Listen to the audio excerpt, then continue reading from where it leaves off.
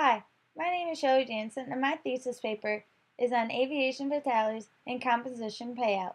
The purpose of this research paper is to explore the system of composition and liability in aviation fatalities as it relates to May 1996, the plane crash of ValueJet 592. The investigation is drawing on different discipline sources that include sociology, psychology, economics, law, and mass media communication. There are three kinds of aviation accidents: procedural, engineered, and system. This is a need to assess safety programs targeting human error in aviation. The study presents results of the framework using human factors analysis and classification system, also known as the HFACS, and human factors intervention matrix, known as the HFIX. Human behavior plays a key role in exploring the system of composition and liability as it relates to aviation accidents. Flying will remain safe, but there are structural limits to flight safety, and the vision of zero accident in flight travel is unrealistic. Airplane transportation is a way of moving people through the air inexpensively and at a high rate of speed. Airplane travel has evolved over the last decade. It has become a common form of travel to the people. This transportation is one that many people feel is the safest and cheapest way to get from one place to another in the shortest amount of time. In one of the research articles, it discussed airline purpose is to move the public through the thin air cheaply and at a high speed.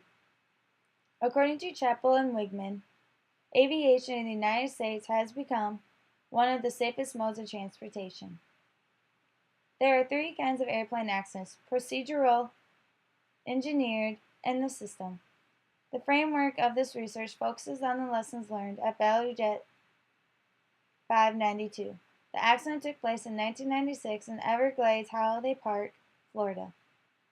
In the study of the crash, it offers up the possibility that society has come to rely on flight, that unless we are willing to end one's affordable airline system as we know it, we cannot stop the occasional sacrifice. System accident thinking does not demand that one accept fate without a struggle, but it serves as an important caution. The FAA showed signs of concern about ValueJet for quite some time. The concern centered on the airline expanding way too fast. ValueJet's growth spurt went from 2 to 52 airplanes over its 2.5-year lifespan. They had neither the procedures nor the people in place to maintain standards of safety. When a tragedy happens like the crash of ValueJet, it becomes a catastrophe across the media due to the number of fatalities.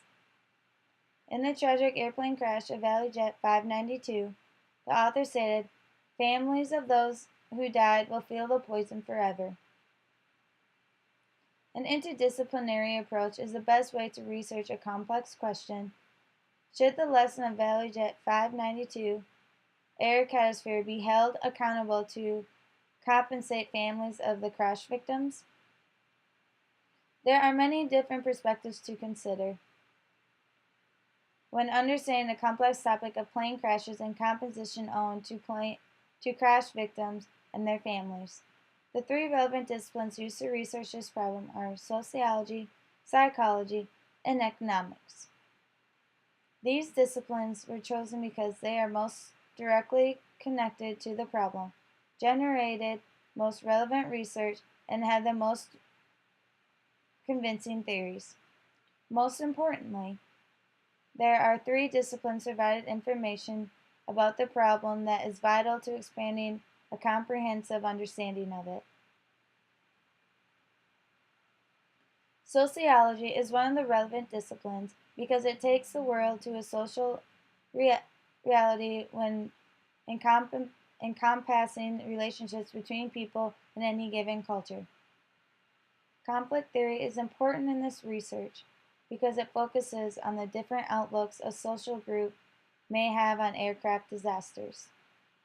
In the aftermath of ValueJet's crash, officials have considered about the accident's effect on nature, but the swamp quickly resumed its usual life.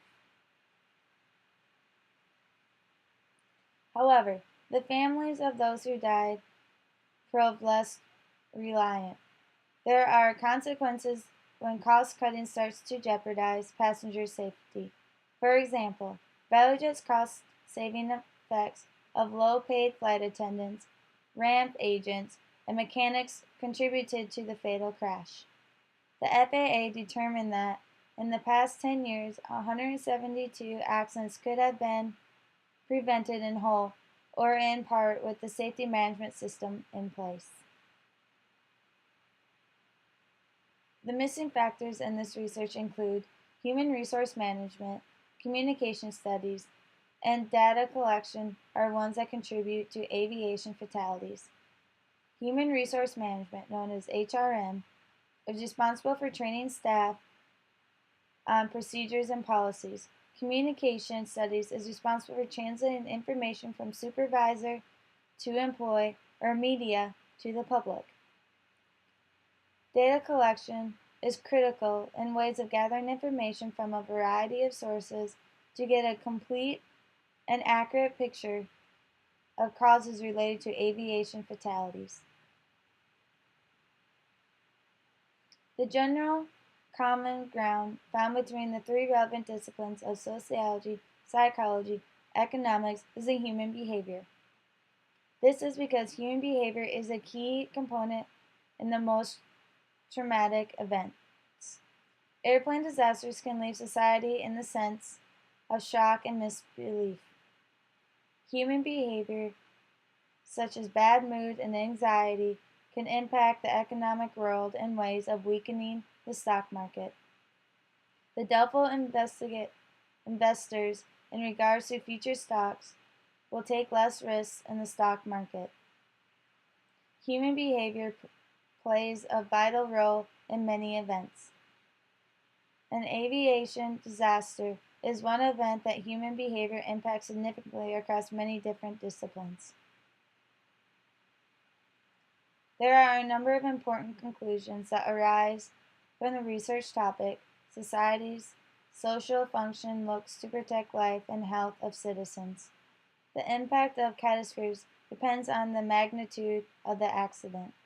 When aviation disasters occur, society immediately looks for an explanation of why it happened.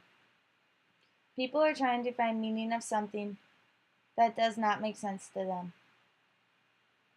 Studies have shown that the impact of a disaster is not always portrayed as being negative. Victims of a disaster can benefit in ways of becoming together a group to provide sympathy and support to one another. New generation of researchers are moving away from the sociological point of view on community reliance to an ecological perspective. Vulnerability is centered on environmental and risk concerns and how an individual comprehends an event that precedes a negative effect of the situation. There are three types of errors identifying that are associated with the HFACS: decision, skill-based, and perceptual. There are also two types of violations, routine and exponential, that are described in HFACS. Errors are ones that are considered as honest mistakes.